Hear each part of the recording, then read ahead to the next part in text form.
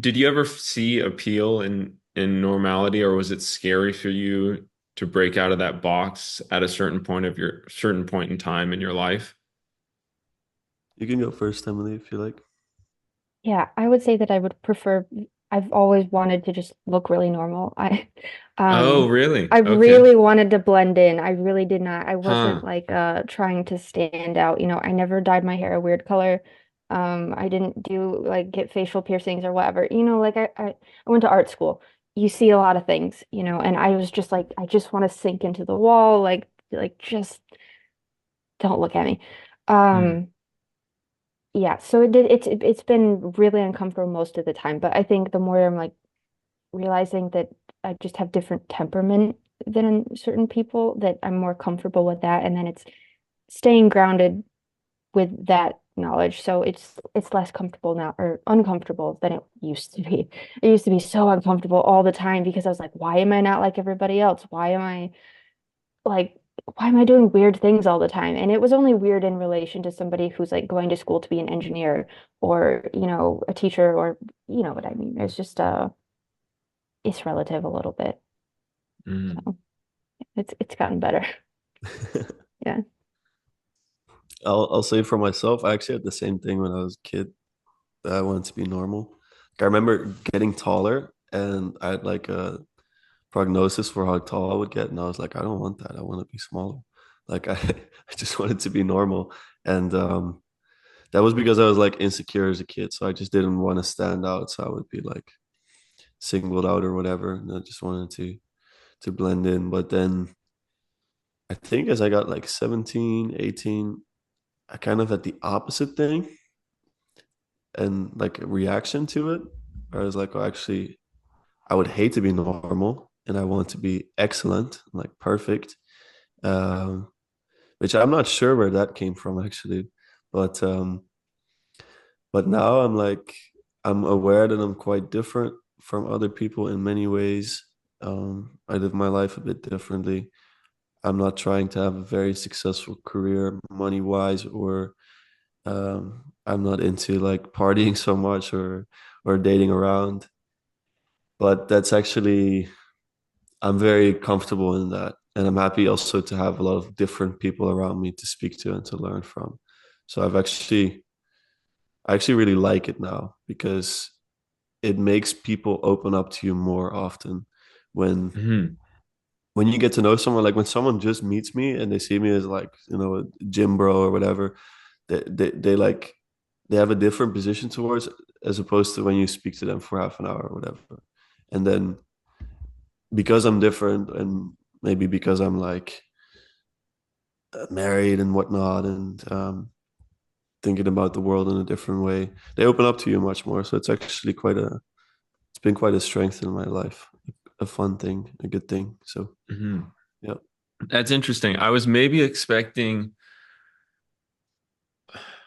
I guess I had similar oscillations perhaps, but I think pretty early on I was like horrified of normality. I like was like I the like and I there's probably deeper implications as to why this was the case, but from a young age I was just like it just horrified me. I didn't want it. And then but I would also say too, so walk down the path of my life a little bit. I got to a point in time about 4 or 5 years ago where where I'd been like making music and I was living in LA and in this like hyper pre-woke, like woke sort of ecosystem. And it was a bubble for sure. But breaking out of that, even for me, so you were saying, I remember you guys saying going over your personality, uh, like the big five elements, and you were more agreeable. Lucas, where do you think you fall on agreeableness? I'm like 72 or something, so I'm quite agreeable. Quite Uh, agreeable. Okay. I'm mostly very polite. That's a Oh, very that's so interesting. what So is the other I'm one? What is the other one in agreeableness? I'm not sure. Do any of you know? It's like on the other politeness. end of the distribution. Well, you Oh, have oh, like within it.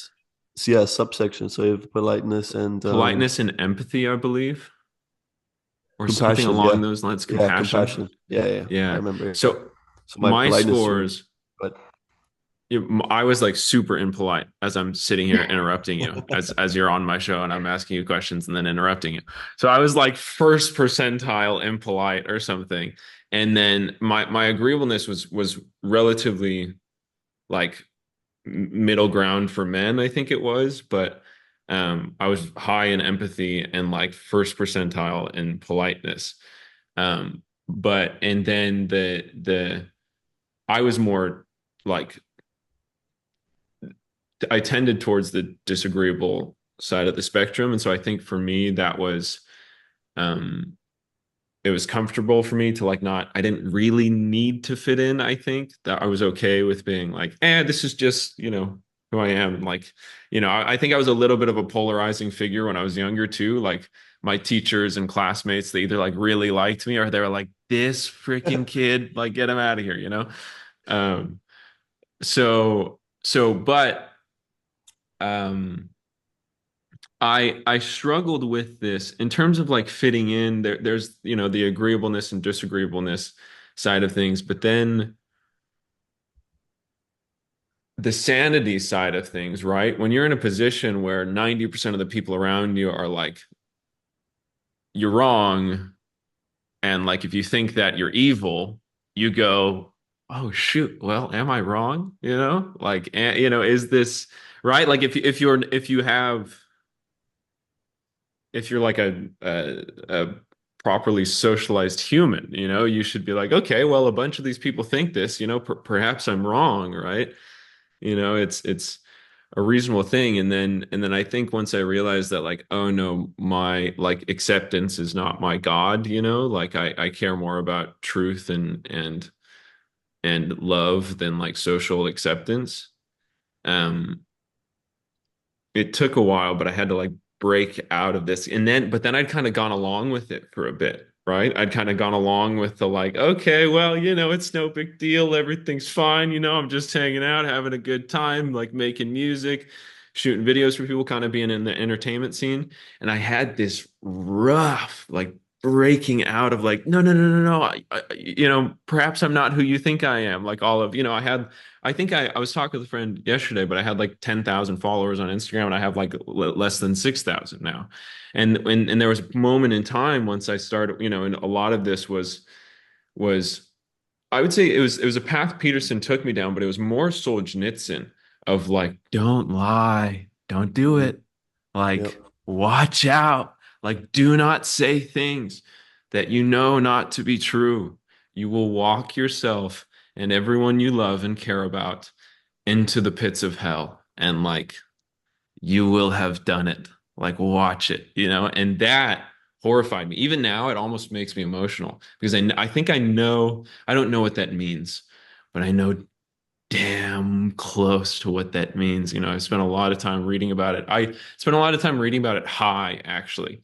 So I like smoked weed and would like read the Gulag Archipelago and just be like, oh no, like this is, and especially in a time where, so that was the impetus for me to break out of that, the like, oh, I want to fit in, I want people to like me, I want whatever. And it's like, no, no, no, no, no. Let's not make this earth a living hell. If you sat around and tried to imagine how bad things could get, you could not even get close to like what has actually happened to us and what could actually happen again.